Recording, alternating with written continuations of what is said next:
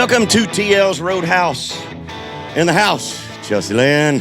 Woohoo! Oh my goodness, it is nice to meet you. Dude, I feel like it's nice to meet you. I feel like a fan who's just won a sweepstakes to be on your podcast.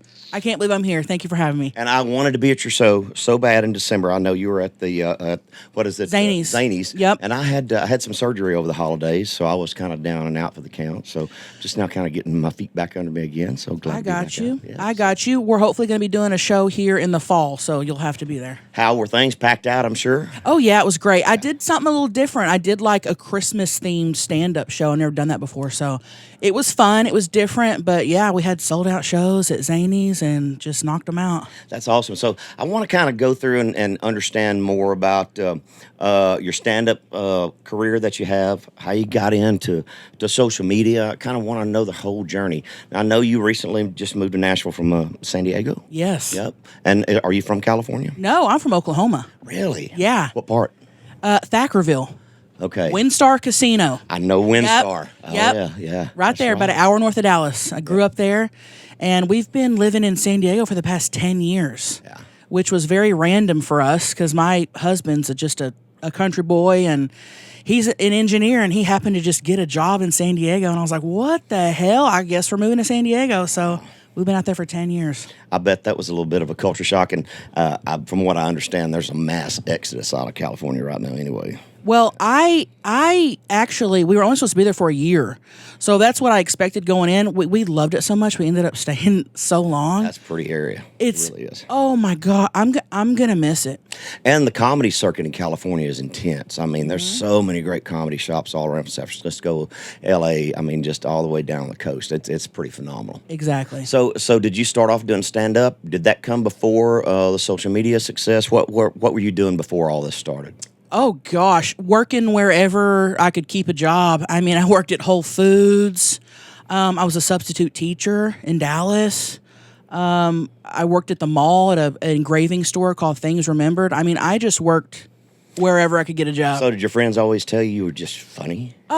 Yeah, I was like the class clown in high school, but I graduated with 12 people, so the pool wasn't very big. Yeah, I understand. So if I'm the funniest out of 12, I mean, no, I started doing social media within a few months before we moved to San Diego. Yeah. So I've been doing it about 10 years, and, I started on Vine. Do you remember Vine? Like this is before, yeah.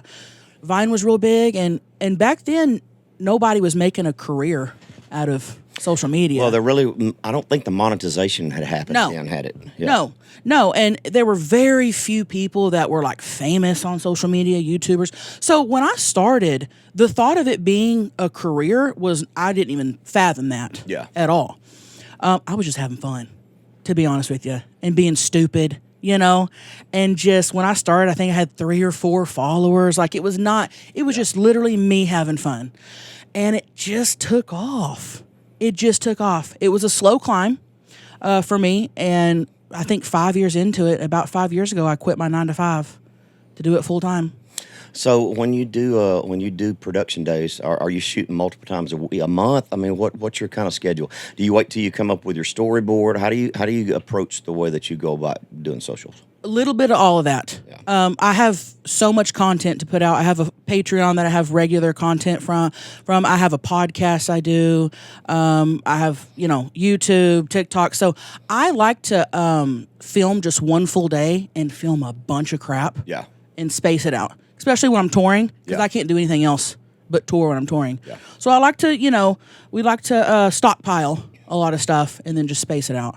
Do you pretty much go in and get all concepts laid out if you're going to do 10 different little, skits or whatever your timeline is, if they're 2 or 3 minutes or 10 minutes, whatever, do you kind of have everything mapped out if you're going through the Wendy's or whatever the situation is and all those little things that you do? It depends. The little skits, the TikToks and all that, I do like to have that on paper. Like I like to have an idea. I like to have some sort of little script. But once we get shooting, some ideas will pop, and I'm like, oh, let's do, then the juices get flowing. Yeah. But I like to have like like some sort of map to guide me out. Now the mukbangs on YouTube of me going through the drive-thru, that's all me just bullshitting, just going through that content. I don't know if you've heard of mukbangers. That's like a big thing on YouTube. I didn't understand what it was. I didn't know if it was Tammy's stage last name or how you were going, what that meant. I wasn't sure. So this was years ago. I would say 6 or 7 years ago. It started on YouTube where people were literally just eating on camera, and they were getting millions of views. Really? And I thought, that's the weirdest thing I've ever. Why are people watching people eat? That's the weirdest thing. There's some weird people out there. Oh gosh. There's some very, and I might be one of them. I don't know. Yes. But I thought, so what Tammy does with like internet stuff that goes viral is like, I like to do them as Tammy is almost my way of making fun of it. Yeah. So it separates you from having to own it as an identity. It lets you have that alternate personality. Yeah. Yeah. So I thought, this is ridiculous, this concept. I go, I'm going to do one as Tammy, kind of mock it, making fun of it. And that was 6 years ago. And they will not, if I go a week or two without filming a mukbang, people lose their shit. Really? It's the most number one requested video I do. It's it is, these get so many, it's like all I do on YouTube. If I post anything else on YouTube, doesn't get views. What's your numbers on TikTok? I'm over 4 million followers. That's crazy. Yeah. You know, and all the stuff that's going on with the NCAA, you know, the little Olivia Munn girl from LSU, you know what's going on with her? No. She's a little gymnast down there. She's still in college, and she's got like 7.5, 8 million followers, and she's got this horde of young boys that are following her around and disrupting gymnastic meets. They've had to hire security for her. She's bringing in like 2.5 million a year. Wow. Oh, yeah. I have not heard of that. Oh, yeah. Wow, so man. It's amazing how much money folks are really making. I mean, you're having a huge impact. Do people notice you on the street yet? Probably every day. Really? Yeah. That's awesome. Probably every day. And it's nothing crazy, but, you know, it might be a couple people here and there. But, yeah, it's about every day. It's rare that a day doesn't go by. And that's wild to me. I'm still like, what? Like, you know, they'll come up and I'm like, who? You know, look behind me. And they're like, you know, it's weird. It's weird. You know, it's going to be curious to see, you know, do you think there's a shelf life with what you're doing now? Are you going to reinvent? You're going to kind of expand and move to other things? Because I can tell that you're pondering on what the next thing is. Obviously, a move to Nashville is a huge move for you, too. You just recently moved here. So what's the next step? You know, I just started stand-up a year and a half ago. Yep. So that's still pretty fresh to me. I'd still like to work on my set, work on Joe. You know, I'd still like to, you know, perfect that. Eventually do stand-up. So I do all my stand-up as Trailer Trash Tammy. Oh, you do? So, yeah. Okay. So I'd like to try to do it as Chelcie. Yeah. We're in the talks about writing a movie. You know, I'm always pitching that type of stuff. You know, a TV show. So we'll see where it goes, you know, because touring's hard. I didn't expect it to be so hard. So when you started your stand-up stuff, did you hit open mic nights? What'd you do? No. I mean, because there's a long process for a lot of people. I know, and I feel so I only started stand-up because my followers pressured me into it. Really? I never desire to do stand-up. I never wanted to do it. I wanted to do movies and TV, and they really pressured. I was like, I don't know, stand-up, like, I don't know. And then I had this opportunity. I have a friend who's a stand-up, and he called me up and he was like, hey, I want to book these shows in Dallas. Will you headline? Will you open? I was like, I don't do stand-up. And he was like, I know, but like, do it. And I was like, I don't know. He's like, the clubs are ready to book. Like, just give us the okay. I had no management, no agents, nothing. And I got off the phone. I thought, and I had been thinking about it for a while. And I thought, man, if I don't say yes, I don't think I ever will. And so I called him back and I said, tell him to book it. He goes, are you sure? I go, just do it before I change my mind. Book it now. I'll think about it later. How long was the first set? 30 minutes. And how did you prepare everything? Did you fly by the seat of your pants? Did you stay up all night scared to freaking death? I still do that, but I'd be terrified to get up and I can get on stage and sing in front of I don't care how many people. You get me up there, I'm terrified. Yeah. I don't know what it is. I mean, it just doesn't suit me well. And I've thought about that. I've thought about, oh my gosh, the people who are musicians have it so lucky. I wouldn't have any nerves if I was a musician.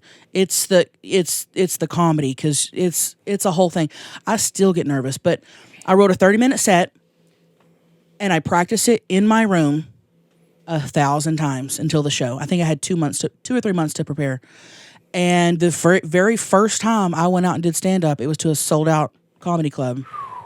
And I thought, I'm either going to be okay at this, or this is going to be not good. This is going to suck. And it went good. That's good. And I was like, okay, I think we did like 8 sold-out shows or something. And I was like, okay, well, I guess I'm doing this. And, but I think last year we did, like 160 shows, 170 shows, and every single one of them I feel like I'm going to puke before. Oh, God. But I bet your delivery, timing is so important with all of it. I mean, having that moment of pause to wait for the crowd, it's just the comfort factor it has to get better the more that you do it. It all makes it just kind of falls in line, doesn't it? Oh, timing really is everything. You could, the words you could say up there are not funny, but it's how you say them. Oh, yeah. That makes everything. And I record all of my shows, and just looking back at the very first, few shows I did compared to now, night and day. I've listened back to Mitch Hedberg before he really found his voice. He might have been telling the same jokes early on, but the delivery wasn't the same. There was something when he finally got that delivery dialed in that just propelled him to that next level. And he's still, to me, is one of the greatest that ever was. And just such an early demise, and I hate the way that he went out. But, I like Bill Burr. Golly. Love Bill. Have you met him? I haven't. I want to meet Bill. I haven't. He's a piece of work. I do, too. His new special. Yeah. Genius. Yeah, he's a brilliant guy. Yeah. I've been a fan of comedy for a long time, so I'm fascinated by the whole process because it's very foreign to me, and I know the people that I like, and I watch all different kinds of stuff. So it's just pretty fascinating, and nowadays it's kind of scary because with cancel culture and all the things, I remember. We had gone out to Portland. We were playing in Oregon, which is not a good place for a redneck like us. We're out there. So we were trying to find something to do on like a Tuesday night. And so we found this little comedy place. There was a place called The Dudes, which was off of Big Lebowski. Okay. So, we said, let's go over there and let's have us a Caucasian, which is a white Russian, which is what the dude drank all the time in the movie. So we go over there and we sit down. We couldn't find live music anywhere, but attached to this little bar was a comedy club.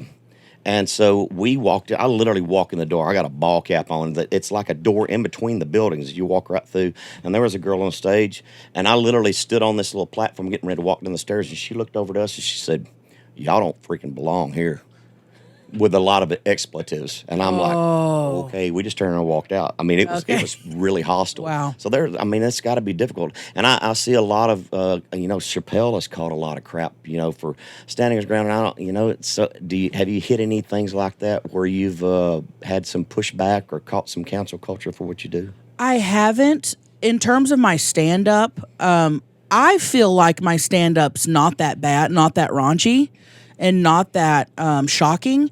I really don't, but I feel I've had a couple people, message me after or come up after and be like, "Wow, that was like really that was a lot." I'm like, "Really?" Like I don't feel like it is. I haven't ran into anything. I also a big part of me doesn't care. Amen, baby. You know what I mean? Either. Like if I write a joke and I think, "Oh, this might offend people," I'm going to say it anyway. But I don't think... In comedy, you should be able to do that. Agree. You should never have those boundaries put around you. And people need to get thicker skin. I've been attacked at comedy clubs. I mean, you never want to sit in the front row if you got thin skin. Don't go up there. Right. Because you're going to get picked on a little bit.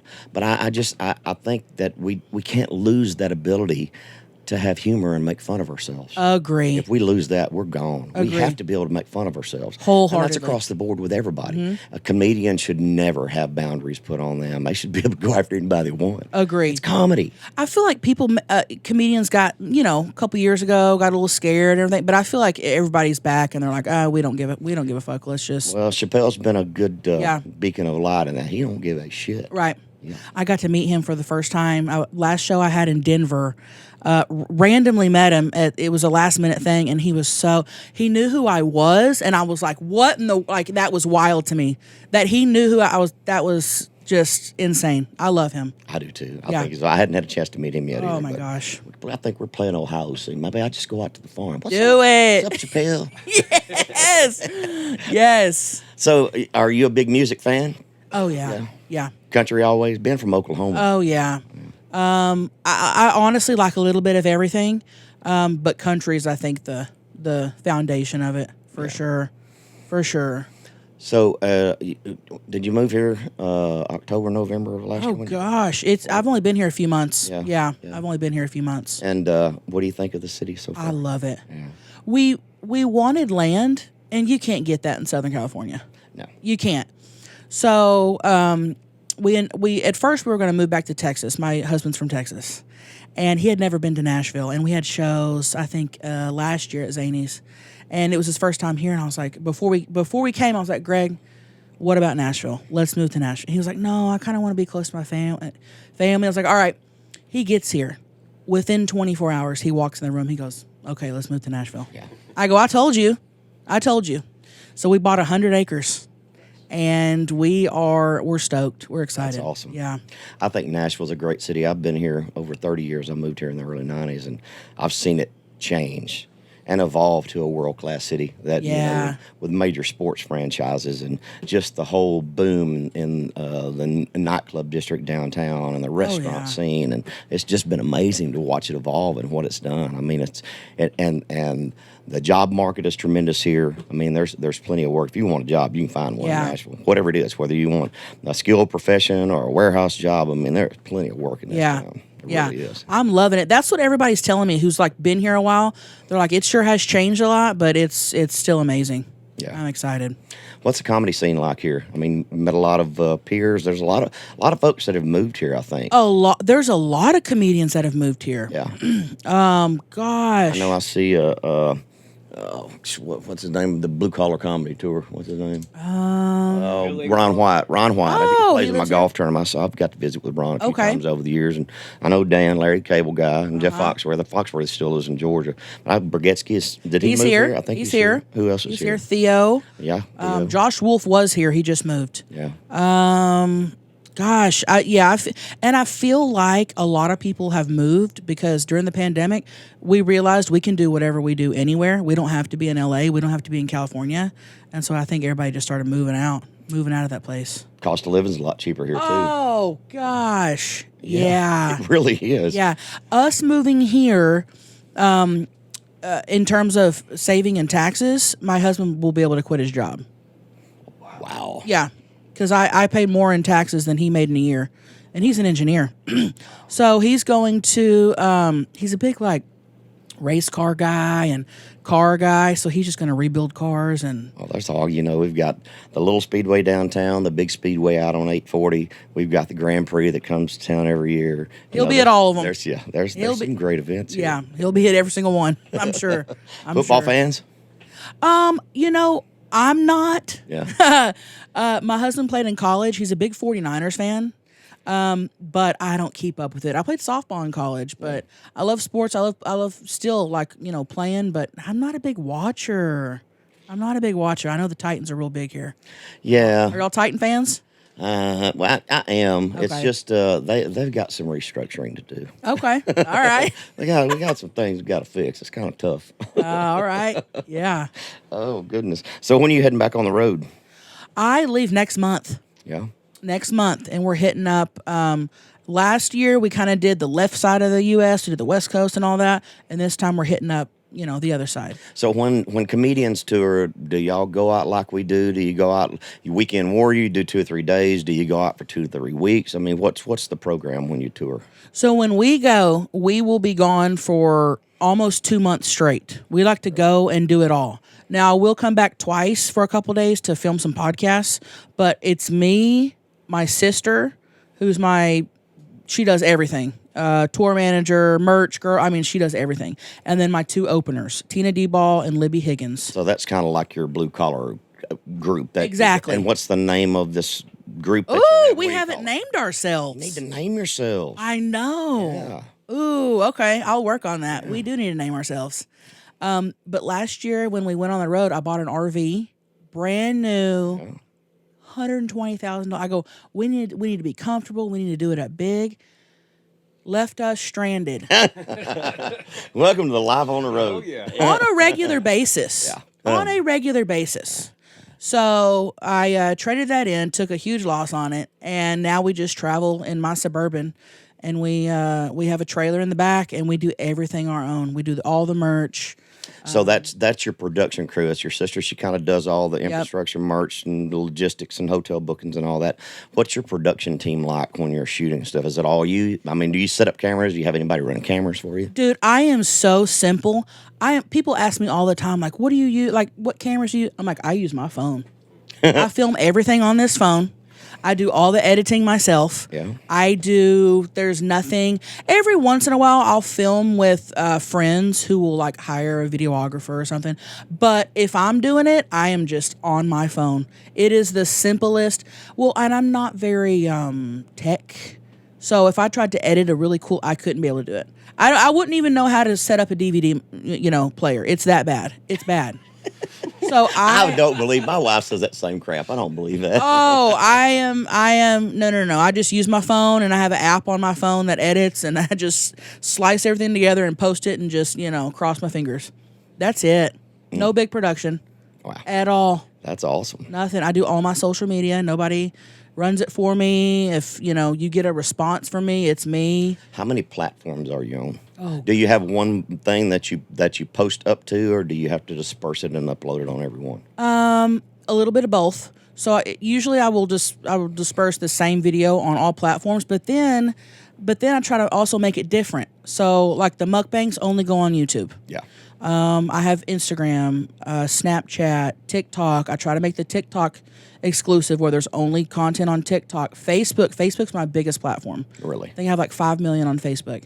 So I try to make that separate because a lot of people follow me on everything and they want to see different stuff, or so they've told me. So I both. If I have a really good video that I'm like, this is good, it's going on everything, I'll put it on everything. Yeah. But for the most part, there's exclusive content on everything. I know I'm asking questions that a lot of people in the social media world, but I'm learning as I go too. I mean, a lot of this stuff is really foreign to me. I mean, I just found something that I enjoy doing, and that we can spread around to multiple formats because it's a lot to keep up with. Yes, I mean, it really is. It really is. And to focus on doing it on a regular basis where you're doing something. I mean, I know people that are doing it every day. Yeah. Neil McCoy gets up every morning and does the freaking Pledge of Allegiance, and it's like, man, that's a lot. Yeah, exactly. Yeah. No, when I post a video, I will set aside. Let's say if I'm posting at noon, I will set aside noon to 3 o'clock to respond to comments, and that's all I will do. Once the video is posted. So it's if you're posting a couple videos a day or doing whatever, it's an all day thing. It's an all day thing running social media. All right, I'm gonna tell you something funny. All right, You ready? So it's been probably 2 years ago. My little brother's. He's like one of my best friends. He's like 10 years younger than me, highly educated, just as smart as a whip, lives back in Texas County where we're from.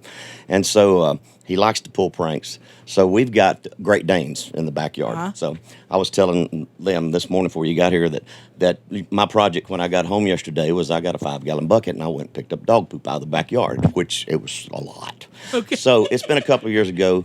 I had my daughters. We have a 19 and a 21-year-old. I had my daughters go out and get a big box of fresh. It was like Christmas time. And so we had got this wine opener in, and I said, let's send this to my little brother. So we packed it full and wrapped it up and everything. We mailed it to him. So he gets it. And he's like, that's cool. They were in the process of remodeling their kitchen, so he didn't open it. He stuck it up on a shelf in the laundry room. And he said for about 6 months, his dog would lose its mind. He couldn't keep it away from the laundry room, just barking, and they couldn't figure out where this awful smell was coming from until he finally opened it. And then he was like, okay. So he gets me back. I'm coming through and pull up to the mailbox one morning, and there's this little cylinder, and it didn't have an address. And I get stuff from people all the time. So I open this thing. It's a freaking glitter bomb. Explodes in my truck. Blew up all over me. I was like, all right, I appreciate the fact, I enjoyed it all. So today is a very special day because he's decided he's going to get my oldest daughter back. He is sending her a stink bouquet of roses that supposedly will stink her entire apartment up. She has to sign for him today, so I'm anxiously awaiting her to go, who in the hell sent this crap to me? Because it shows up anonymously. Okay. So this is going to be Do they start stinking or do they stink from the start? But he said as soon as you smell them, it like releases something in and it will fill your apartment up and you can't get rid of it. It's awesome. I can't wait. No. Have you smelt the fart spray? She said that's what it's like. It's that bad. It's bad. It's the worst thing I've ever smelled, and you can't get rid of it. Prank. Give me a good prank. I know you've done pranks. Gosh. Come on, give me a good one. Well, I did the prank with Luke Bryan's mom. Did you see that? I've been looking. I haven't seen him yet. My wife has been watching him. Yeah. That was probably the biggest thing I've done. I actually just filmed a whole prank show. I spent the last year filming a prank show for a very big platform, and then just to find out that they're not airing it. So that happened. That happens. Yeah. So I had we filmed for 6 months pranks. I like to. I'm more of a I don't do a whole lot of that stink stuff or whatever. I'm more of a making someone scared or nervous. I'm like a prank with my words, like something happened, something like that. Getting them all scared and then being like, "Gotti," that's my type of thing. I need to get into the fart spray, that type of stuff. I'm real fond of farm animals myself. What all do you have? I remember one time we were doing a show with Kenny Chesney, and we were back home, and I was doing a charity show back home, and I had all the kids from Agra bring crates of chickens, and they carried them up there and set them on the front of the stage, and like girls would bring roses, they all brought chickens up there and set them on the stage. And then he got back to the bus, and I greased up 2 little pigs and put them in his stateroom. That was awesome. You greased up 2 little pigs. And then this other time, me and Tracy Bird were down in Florida. We were finishing up a tour, and I released 1,000 crickets on his bus. Where'd you get those? Bait shop. That's smart. It took forever. He had to go park it in a parking lot and crank the heater up on high. He said they were down in the walls. He said every night they would chirp at night. He couldn't get rid of them. He still hadn't got me back. That's smart. It's just mean. Oh my gosh. See, I don't do those types of pranks, but I need to start, honestly. Just filming them outside the box. Yeah. I like to mess with people. Get their feelings hurt too easy. Yeah, that's true. That's true. Yeah. So you went to college? I did. Yeah. I don't even know why. Yeah. What'd you major in? Oh gosh, what was it? No, I did occupational safety and health. Yeah. I was gonna do OSHA stuff, be like the OSHA, I never used it. I just got my student loans paid off. God, I've been out of college. I graduated in 2009, so forever. I just got them paid off within the last year. Jeez. Biggest waste of my time, but it was fun. I had fun in college, and I met my husband, and I've never used my degree. No, yeah. But I went and I played softball, and it was fun. Yeah. But no, I tried to get a job right outside of high school. Could not. Nobody was hiring in that field, so I just worked wherever. And then, gosh, shortly after is when I started in the comedy thing. And I've just been. I think this is what I was meant to do. To be honest with you, it sounds like it's just kind of all lined up. Yeah. It does. Yeah, because I get asked all the time, from people like, how do I get into it? How do I, and I'm like, I'm going to be honest with you. I don't even know how this happened for me. I've just been saying yes, going with the flow, taking it day by day. If an opportunity comes, I'm like, let's do it. Just saying yes, to be honest with you. And it's just turned into this. So. That's all. And that's the great thing about it. And when we started this, it's like, okay, let's just kind of figure it out as we go. We don't know who's going to watch or what's going to happen. We're just going to play it by ear and have a good time with it. And it's really has been a lot of fun. So exactly. Exactly. So Derek, we call him Junior. Derek plays second guitar in the band. Hell yeah. And Scott is a phenomenal piano player. He plays piano, sing background vocals in the band. So they're our guys. And I know y'all got some questions. I usually love the prank thing. So what's your favorite prank that you've ever pulled? Oh, it's got to be the Luke Bryan. Yeah. So here's how that happened. So they had asked me. They were having this charity event. This has been probably 2 or 3 years ago. They were having this charity event. I had never met them at the time. Long story short, they FaceTimed me and they were like, "Hey, we do these family pranks. We really want to get my mom. We have this idea of basically you acting like a crazy fan." And and basically attack Luke. And I'm like, okay, hell yeah, I'll do it. So we get there that day. What I didn't know is he had told his mom that there was a crazy fan down at the gate who was threatening to kill Caroline, his wife. And I was like, whoa, hold on. Does mom stay strapped? Because am I going to die here today? His mom is a piece of work now. She is. There is no one. I've never met anyone like her in my life. She's hilarious. So he goes, no, you're good. I've already made I've already, thought about this. You're good. I'm like, oh my gosh, I thought this was going to be lighthearted. He was like, oh no, it's not. So then I got nervous. I was like, oh my gosh, like I'm going to give this old lady a heart attack.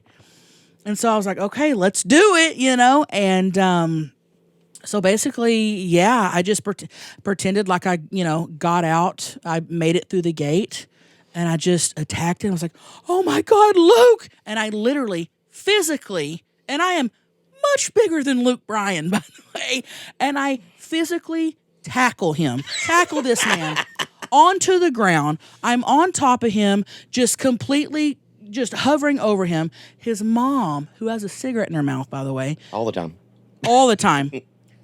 Pulls it out, throws that thing, and is trying to get me off of her son. And it was, I will tell you, once he, made clear that this was a prank, I have never in my life felt so bad. She would not talk to me for hours. Even though she knew it was fake, she wouldn't talk to me for hours. I thought she was going to pass out and have a heart attack. Because she thought this crazy woman who was threatening to kill family members, you know what I mean? So they just take it to the extreme. That was so much fun for me, dude. That's pretty epic. Oh my God. I don't know if I'll ever top it. Oh yeah, you will. Absolutely. I'm going to try. You have to work on it. I'm going to try. Yes. Oh man. What you got? Oh, I guess I was wondering about your pre-show ritual, if you have one, besides throwing up. I was about to say, I just sit there and stare at the wall and try not to puke, to be honest with you. No, I'm, me and my two openers are a lot alike. We just like it completely silent. We like to sit there and just literally just try not to get, just try not to get sick. Once I walk on the stage, though, the nerves are gone. Yeah. Completely. And I'm thinking, why was I nervous?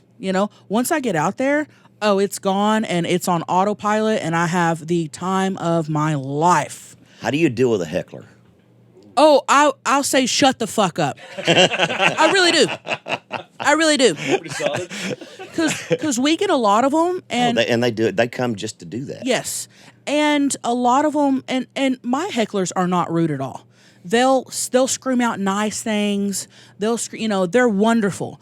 But they don't understand that if I'm setting a joke up and they yell something out right before the punchline, you're ruining the punchline. Yeah. So I will tell them to shut the fuck up. If they do it again, they're kicked out. I don't play with it. There's a time during my show where I'll mess with the crowd. That's when we can.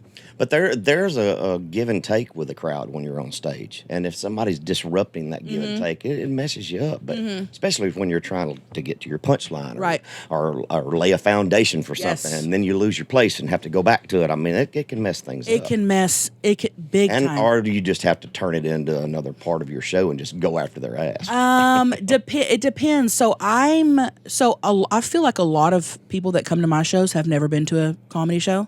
So they feel like it is interactive, and it's not. I stop the show midway to do some interactive stuff.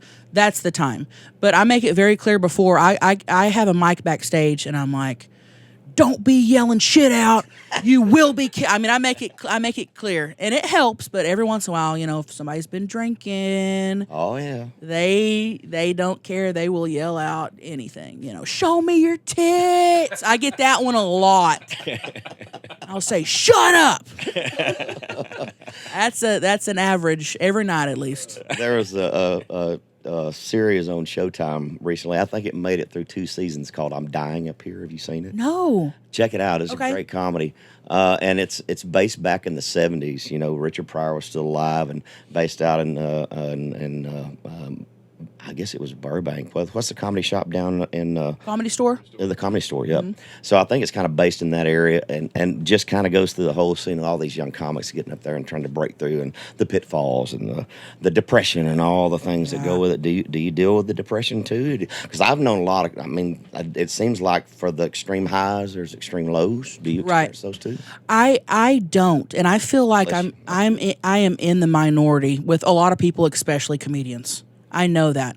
I've never dealt with depression. I've really never dealt with anxiety. And honestly, I don't see how. I had a very rough childhood. So I should be, I don't know. My parents were on drugs growing up.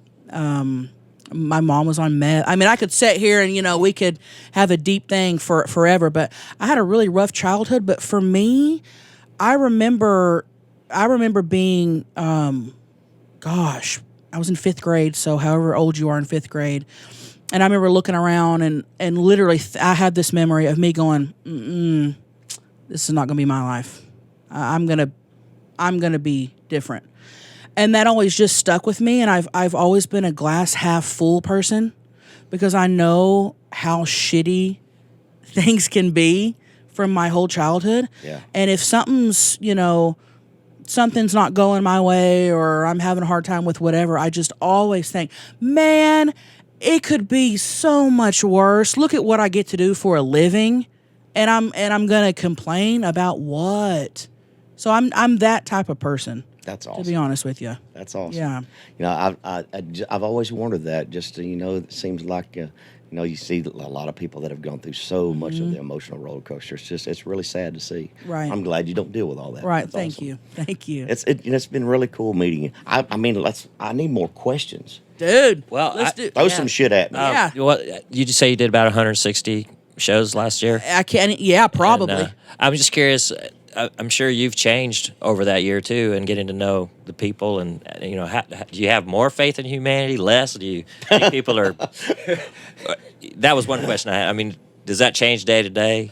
That is a good question. I kind of don't know how to answer it. I think. I will put it this way. People are so different online. They've, behind their keyboards, just saying whatever. So sometimes, for the most part, it's great. But sometimes it's like, man, people are horrible, the shit they say to people. And then I'll do a live show and I'll do a meet and greet. And I'm like, oh, dude, people are wonderful. So it's both. Yes. To be honest with you, right. But I don't take the online stuff personal because it's like, man, people act out if they're, when we were told as kids, they're acting out because they're not happy. It's the same thing as an adult. So if I get one rude comment, I am not taking that personal because that person is just basically lashing out. That's the way I look at it. So yeah, a little bit of both, to be honest with you. Yeah. Yeah. But I will say, back to the touring thing, because I never toured before a year and a half ago. Yeah. I'm sure y'all been touring, your whole lives. I thought that when I went on tour, I was going to be exploring new cities I've never explored and doing things I've never done and having a wonderful time traveling. And I learned real quick. You see the inside of the venue, and that's it. And a hotel. And that's it. And you sleep and you drive, and you sleep and you drive, and that's all you do. I have a new found respect for anyone that has toured. Musician, comedian. I mean, it has really woken my eyes. And I don't think people don't understand unless you've done it. It's a grind. Oh my gosh. It's unreal. I stay zombie-like the entire time. I have been in every state in the United States, worked, Alaska, all the lower 48, and so much of it I haven't seen. You travel all night, you get there, you pull into the back of a venue, you go to the hotel, you come do sound check, you take a nap, you do your show, you load up and go to the next town. Yeah. You really don't see that much. You don't. Right. And I've never been to Boston before, and we have a show in Boston. And I was telling my sister the other day, I was like, oh, I'm so excited to go to Boston. Like let's try to find somewhere good to eat that's known for, and she was like, Chelcie, we'll be there one night. We won't see anything. Yeah. And I was like, damn it. So yeah, man, my eyes are awake now. Just newfound respect for you guys for touring. It's wild. First year that I was on the road, it would have been the first full year, was 92. My single went number one. The first single went number one in January '92. I did 289 shows. Oh my gosh! And you talk about fried. I'm talking about fried. Oh. I didn't know whether I was coming or going. I mean, I was Right. burnt to a crisp. I mean, you just lose perspective of Yeah. everything. It just you lose relationships. I mean, Yeah. it messes with a lot of things. Oh It yeah, does. big time. Lose touch with the reality for sure. And I do a lot of like I said, we're trying to like do some shows and pitch some stuff. And my managers know now, like when I'm on tour, we have there are no meetings. We have no meeting, and I will tell them we're not doing anything while I'm on tour. I'm touring, and that's it. Yeah. And my my online social media I won't post for a month at a time. So, do you try to get a lot of stuff in the can before, like you talked about, just load the vault up, Yep. and just strategically release things as you go through it? That's what I try to do. And then people still know. I've announced it multiple times. I'm like, you guys are not going to be getting as many videos. I'm on tour, and they know. But that's exactly why I try to have them locked and loaded, because you can't do. I mean, I get up. You're in a car for 4 hours, 6, whatever. You go to the show. You can't stop. And I'm a big antiquer. Oh my gosh, that's like my thing. And if we're driving down the road, and I see Antique Mall exit now, my heart will palpitate. And I'm like, Beth, she's like, we will get that. We cannot stop. So do you know that when is that? Is it in the spring every year? We have the longest the antique road that Yes. goes through here. It's like 90 miles or something like that, and it's just antique stores and vendors setting up the Yes. whole way. I grew up going to yard sales Yeah, with my grandmother. same. Yeah. Same, and I still love that too. I love it too. That is my thing. I like other people's junk. Yes, I have heard of that antique thing, and I want to go. I want to do They say it. it's amazing. I'm gonna try. We were in Helotes, Texas recently, and it's like a little Latino bar there and the Mexican restaurant and everything. Great tamales, and this place was like where the wagon train would stop heading west. Okay. And so there was an old antique store there with all kinds of stuff in it. My wife and I kind of went browsing around through this. I found an amp from 1946. And this was like a guitar amp. It had like 4 inputs, verb, a couple of settings. It was set up with a harmonica microphone. It had its speaker and a road case, the whole deal, for $200. Wow. I've never seen anything like it. Never seen an amp like it before. You just never know what you're going to find. There's still some really cool things out there. You are treasure hunting, and when yeah. you do find something like that, it is the best feeling, because you're like, What's your favorite stuff? What do you collect? I'm really big into mid-century stuff, mid-century furniture, like 50s, 60s. And I'm very big into mid-century architecture. So I'm going to hopefully build a house in the next, probably 2 or 3 years. And it's going to be I'm going to have conversation pits. You know what that is? Mm-hmm. Back in the 70s, they'd have like an open room, and like the living room would be like it would be like sunken in the room. Yeah. Just look up conversation. Coolest thing. I'm going to have shag carpet. I mean, I want people to walk into this house and be like, have I time traveled? Always looking up. Yeah. Conversation pit. Awesome. Okay, something like that. Yeah. That looks awesome. Yeah, That was a big California thing. Oh, yeah. That's kind of new, but I definitely, I want like. That's used for a lot of different things. Oh yeah, yep.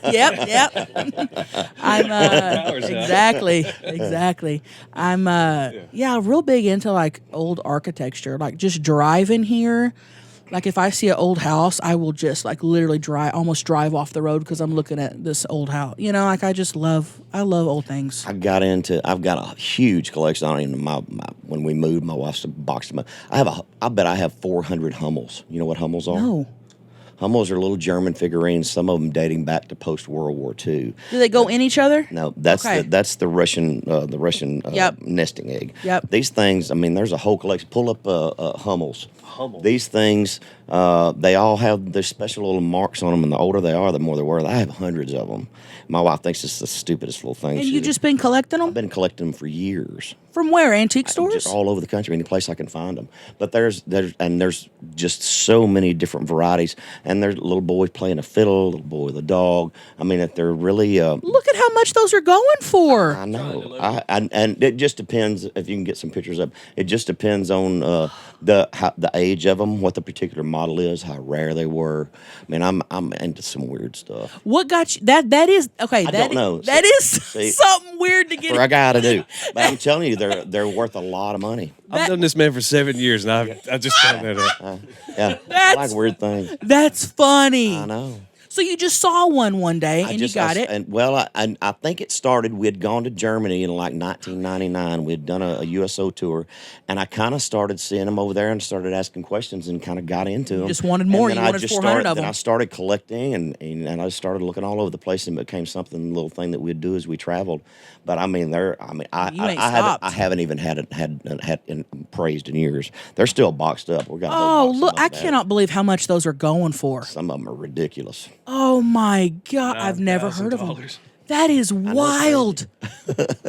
But I've seen 34,000. You can get books like that will tell you that, and it's the same with like the toys, the different type of toys and things, and even like some of the designer plates, like the blue plates and the green plates. You see, some dishes are really expensive. A lot of that stuff is highly, highly valuable. You got some money packed up in those boxes. You never know what you're going to run across when you go through those places. Wow! I love to do that with my grandmother when I was a kid. Of course, we were buying stuff for a quarter too. Yeah. You know, all that kind of crap back then. I started collecting memorabilia. That's something I love and I've gotten into. I have a kimono that belonged to Ronnie Van Zant that was on the plane when he died. No kidding. And he's photographed in it when they went to Japan to tour over there. Someone high up in the Japanese government or whatever had given him a kimono. It's a black kimono, and it has a dragon embroidered on the back and then up front.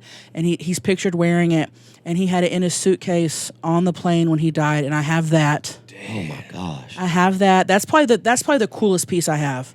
I recently bought the front door to Betty White's longtime home.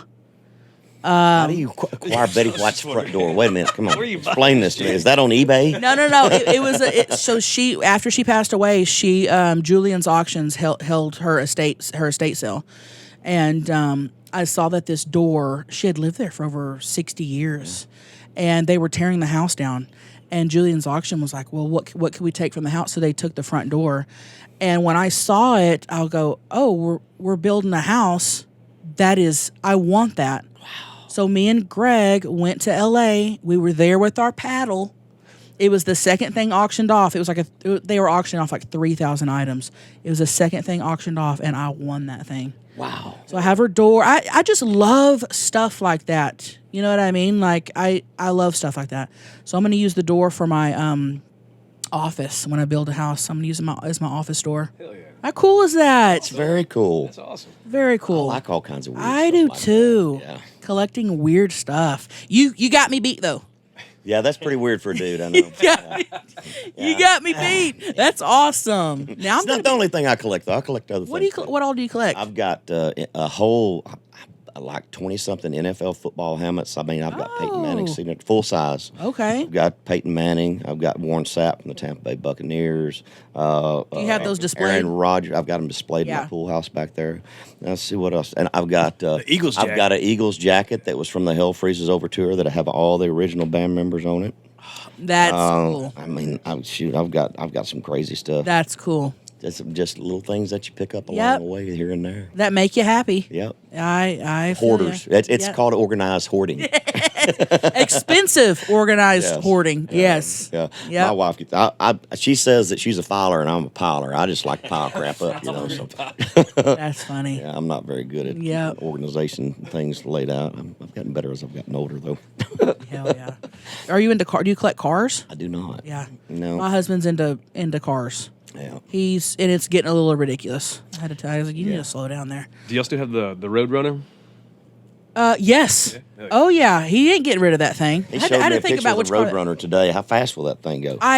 Oh my gosh, I fast. Faster than you want to go? Yeah, faster than I would ever. I won't get in that thing. No, and Greg's really good. He drag races and he wins a lot. His life revolves around that. So I got to meet Gary Force. Remember when they did that drag show? Well, the drag. What is the what's the little international hot rod drag race? Whatever. It is. Anyway, if you know who Gary Force is, that name sounds. He's very like familiar. the god of drag Yeah. racing. He's the guy. We did a show at one of those drag strips. I've been around NASCAR more than I've been around the drag stuff. That's a little bit. I'll have to learn a little bit more about it. Yeah. Greg's not a NASCAR guy. He is a drag stripper. Yeah. There's a few of them around here. Yep. We just actually just bought a house, an old cabin, and it is just like 2 miles from a drag strip. And we were out in the front yard, and a neighbor came over, and just welcoming us to the area. Very nice people. And it was an old guy, and he goes, "You're gonna love this place." He goes, "But I will say, and I don't know if anybody told you, there's a drag strip just right down the road, and it is the most annoying thing. Every Friday and Saturday night, all you're gonna hear is drag racing." And Greg goes, "Man, I'll be there every Friday and Saturday night." He was like, "I love it," and the guy was like, "All right, then you moved to the right spot." So that's awesome. Well, I guess it's been great visiting with you. Tell us what's next for you. Where you're going to be? Oh yeah, come see me on tour. I'm hitting up a little bit of everywhere. Do you have a website? I do. My website is eatmytrash.com. Okay. All right. That's a real website. Okay. Eatmytrash.com. That's awesome. Not Eat My Ass. That's a different website. That's not mine. Okay. And then I've got all the tour dates, everything on there. And what else? That's all I have going on is just tour. Yeah. So come see me. I don't want to leave out anything that you need to talk about. So is there anything else? Man, that's it. It's so great to meet you. I've looked forward to sitting down and visiting with you. I hope I hadn't left out anything. No, I had a wonderful time. Honestly, it flew by. How long was this pod? We're close to an hour. 52 minutes. Oh my gosh. Heck yeah, flew by. Thank you for having me. It's very good to meet you. You too. Be safe out there on the road. Thank you. The touring will get easier. Okay. Yeah. All right. Good. At least you hope. Yes. Yeah, just to get a bus that don't break down. Yeah, that's the thing. That's the thing. Exactly. Take us out there, Junior. Thank you. Right.